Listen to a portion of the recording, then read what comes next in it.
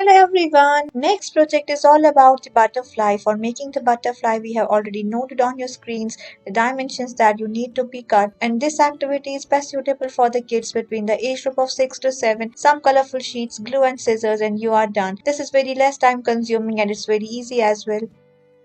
Using these different shades of the color, we are going to show you how we can make a zebra. For this, I am making use of this black and the white sheet, and then the cuttings are to be pasted as shown on your screens. This is very easy and very less time consuming and the simple one.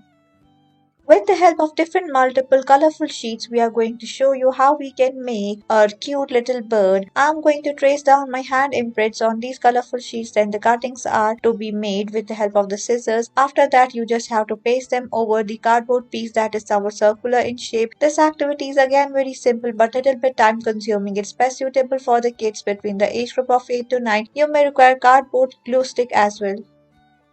Next one is very simple. We are going to show you how we can make a caterpillar out of these circular pieces that we are going to fold into semicircles. Then see how I am pasting them one after the another, and the faces to be made out of the circle and antennas are very important. Thank you.